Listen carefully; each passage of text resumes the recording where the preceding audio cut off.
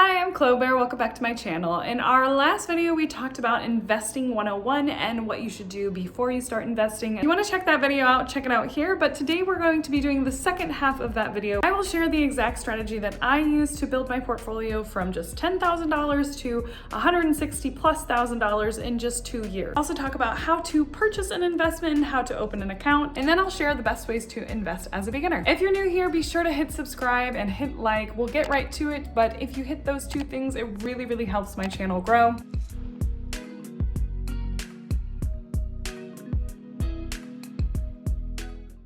Let's talk about the different kinds of brokerage accounts that you can open. So obviously you can have a 401k through your employer. You don't really get much choice in that. It really just depends on what company your employer picked and what stocks, bonds, or other options that they have in the retirement account for you. It's also kind of nice because then you don't have to worry about it and you get to pick whatever they've already picked for you. With IRAs, you can open IRAs at pretty much any brokerage that there is out there, but double check because there are brokerages like Robinhood that don't allow you to open retirement accounts. I like M1 Finance, Fidelity, and Vanguard for my retirement accounts. Another great option is Public, or I also like WeBull if you wanted to just invest in regular investments in a taxable brokerage account.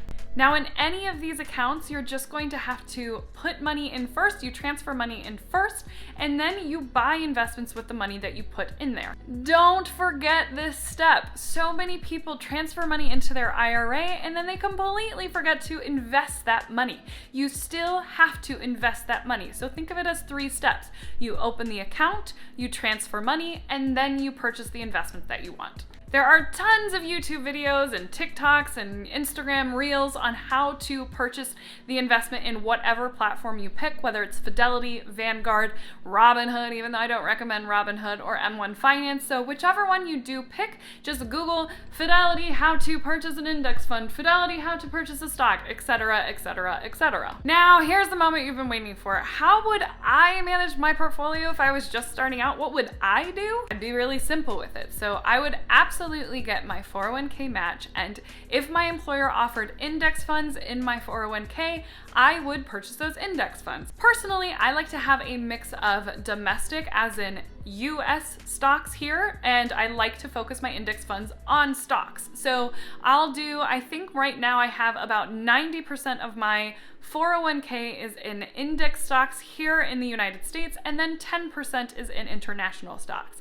Because of inflation, I am planning on increasing my international stocks index fund just a little bit because I do think that that's a valuable thing to do when we're going into inflation. So essentially the reason you would want to invest in international stocks is because you're worried about inflation and the US dollar going down in value. Then I also have an IRA. So I make too much money to qualify to directly contribute to my Roth IRA. Again, you can watch a video here about Roth IRAs, but what I do is I invest in my Roth IRA to the amount that I'm allowed to, and then I put the rest of my investment of the $6,000 into a traditional IRA.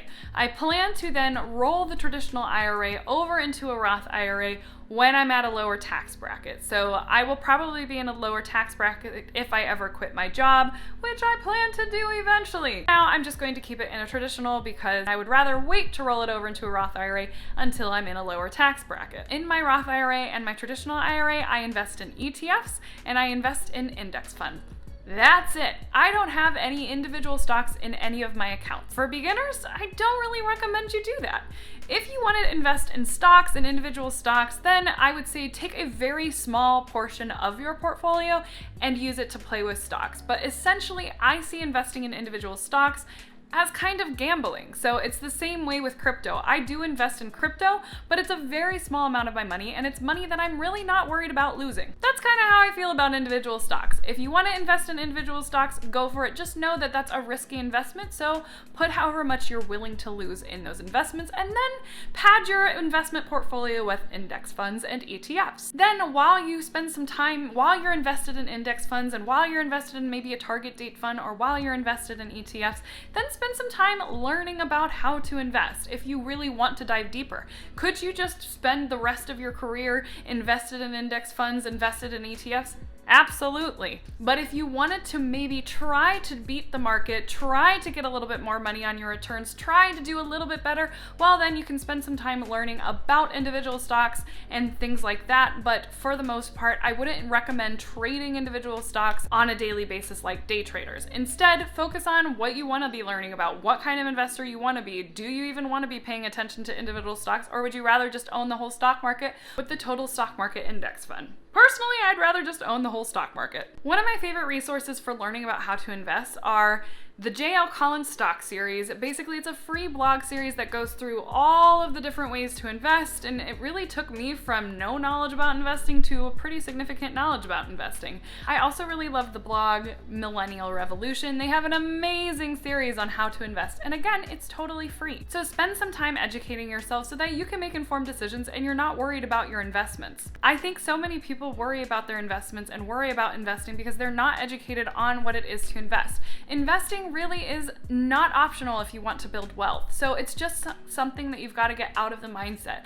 The way I like to think of it is I would rather be spending my money on investing than blowing it on a new outfit or blowing it on a new car or blowing it on some kind of trinket that's not going to give me any return on the investment other than some enjoyment for a short period of time. Try to think about it that way. That's kind of how I think about crypto, because crypto is a risky investment. I know it's something that I could possibly lose the entire value of, and I'm okay with that, but I would rather spend $50 a week on investing in crypto than $50 a week on a new pair of pants. That's just me. So it really depends on what your investment preference is, what your risk preference is, how much you want to have saved, how much you want to invest, and all that good stuff. Now you're probably wondering, Chloe, how do I even know how much I should be investing each month? And again, it depends on you. Do you have money that you have to be putting down on debt? Do you have money that you need to be saving for an emergency fund? Do you have available income that you can be dedicating to your investment? So for me, I like to invest as much as possible. So it's not a normal number every month, but generally I'm investing about $2,000 a month between my 401k, my Roth IRA, my traditional IRA, and my crypto. Do you need to start with $2,000 a month? No, absolutely not. You should just be investing with however much you feel comfortable with and however much you can do. Even if that's just $20 a month. The important thing is that you're getting started and that you're getting into the habit of investing. And the thing is, don't wait. Time in the market is such a benefit to you because compound interest does a big amount of work for you. So don't spend your time waiting until you know enough about investing to invest.